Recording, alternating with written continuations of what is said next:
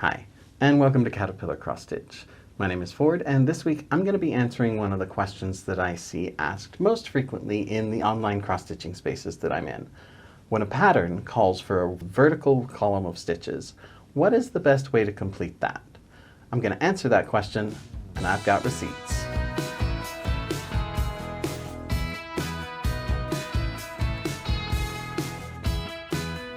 Now I'm going to jump right in here, but I'm going to ask you to do me a small favor first, and that is just subscribe to the channel. Like this video and leave me a comment as well. Those things just cost you a few seconds of effort, but they make a huge difference for me, so I'd really appreciate it if you would, especially if you've learned anything from my videos. Now there are a handful of concerns that people are trying to address when they are looking for the best way to complete a column of vertical stitches. You want to be able to make sure that your stitches look nice and tidy, you want to make sure that they're not warping or skewing your fabric, and you want to make sure that it goes well with your workflow so that you don't wind up painting yourself into a corner or with your thread in a place that isn't easy to get back from.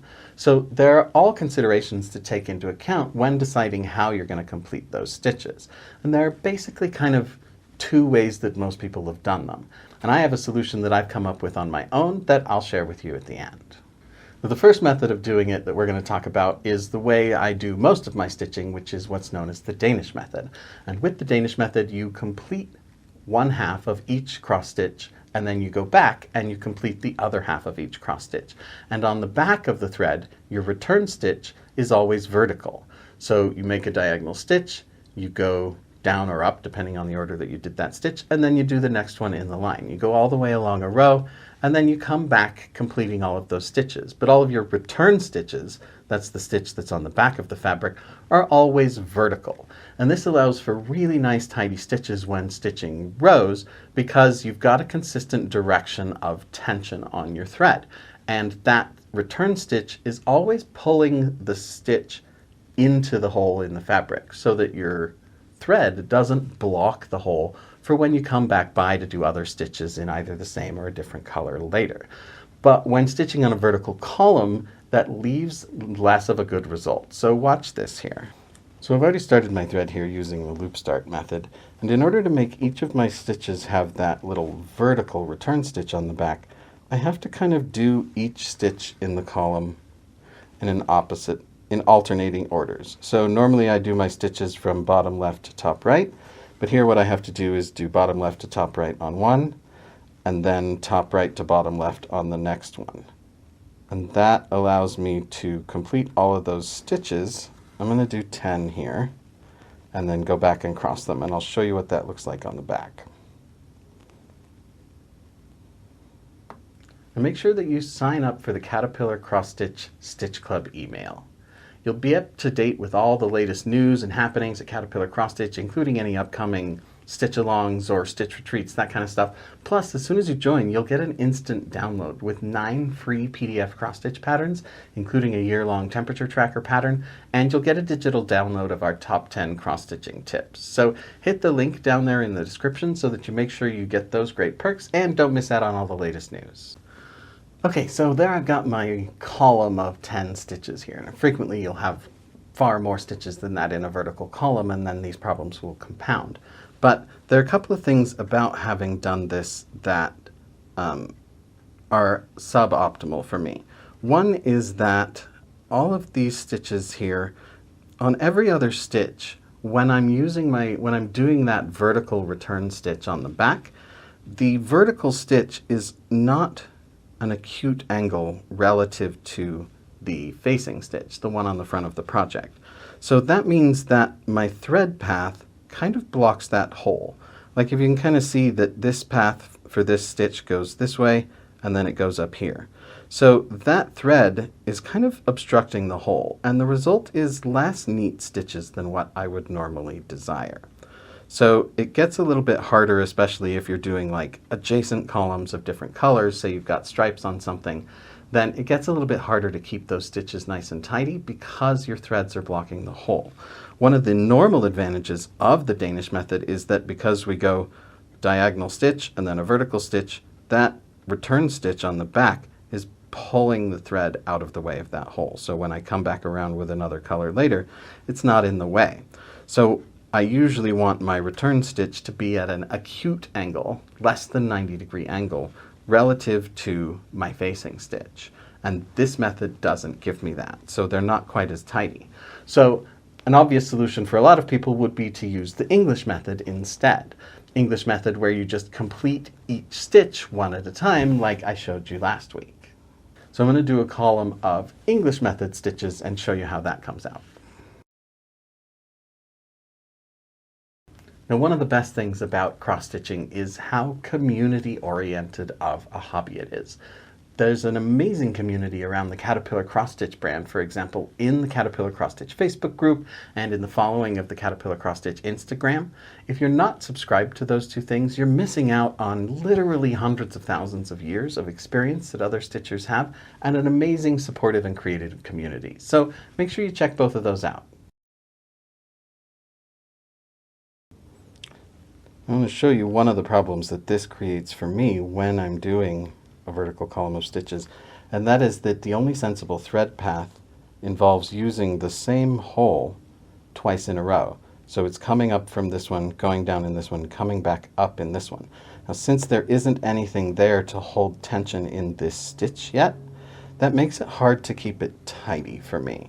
The needle will often pull some tension out of that stitch or whatever, and my stitches will wind up not looking as nice as I would like. So there I've got my completed column of stitches using the English method. Now, the thing that's kind of interesting about doing the English method for these stitches is that it's pretty much like doing the Danish method, except with rows of only one stitch. So rather than a column of 10, I've kind of treated it as 10 rows, only one wide. So it gives me a lot of the same advantages as using the usual Danish method, which is, for instance, that the return stitches are always at an acute angle relative to the facing stitch, and that helps keep the holes in the fabric clear, and that helps keep the stitches a little bit tidier. You can see that the coverage is a little bit better and that the stitches are just a little bit neater there. And if we compare the two on the back, you can see our Danish method stitches here have made this neat little railroad track here, and our English method stitches have made that little zigzag path right here. So you can tell which one was used by looking at the back, but thinking about the direction of the thread tension when you pull it tight really helps keep the stitches tidy. Now, that does create some other problems for workflow especially, which is that when you're using the English method, you're going to start at one end of your column of stitches and you're going to finish up at the other end of your column of stitches. So you're not going to wind up in the same place that you were on the fabric. So if you're doing, say, a star shape or a plus sign or something, you're going to wind up at the extremes of one of those, and then you'll either have to cut your thread and start over, or you'll have to run your thread back over to a starting point for another one. For workflow reasons, it can be really nice to end up at the same place that you started with a row or a column or a group of stitches.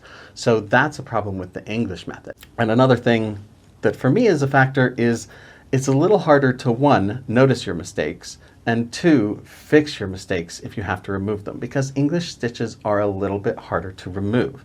And if you get all the way over to wherever your column is going and you realize that you put the column in the wrong place, or that you were supposed to skip a few stitches in there and you forgot to, you have to completely undo every single stitch, and it's a little bit harder. If you're using something akin to Danish method where you're only doing half stitches, when you get to where the column's supposed to be and it's wrong, you'll notice, and it'll be easier to remove because you'll just be able to pull all those half stitches out. So for me, it's an error-proofing thing to not use the English method in that circumstance. So what do I do instead? Well, let me show you. So I'm going to use the loop start here to start a new thread. And if you don't know about loop start, make sure you go check out this video. It's going to blow your mind.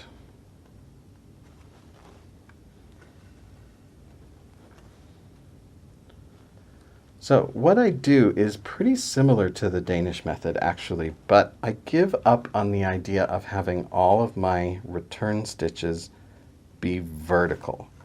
Instead, what I do is I do each stitch one half stitch at a time, and my return stitches are horizontal.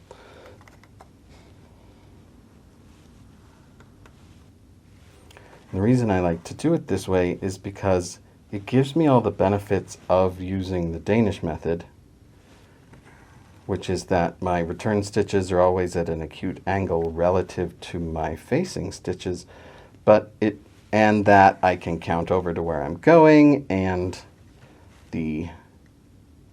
check whether I'm in the right spot before I've completed both sides of all of my stitches, and it gives me that more efficient thread usage that the Danish method does. But it also allows me to, for instance, use my one-stroke method because I'm not using the same hole twice in a row like I am with the English method. And it gives me a consistent directionality of my return stitches. It's just that they're horizontal instead of the vertical that my return stitches would be when I'm using the Danish method. I really like to use the one-stroke method. It helps me keep my stitches tidier, and it keeps the floss all the way on the front, so I'm not going to get a big tangle on the back that I don't notice. And when using English method for a vertical column of stitches, that's not really an option. So there I've completed my vertical column of stitches using what I'm going to call my modified Danish method, or my vertical Danish method.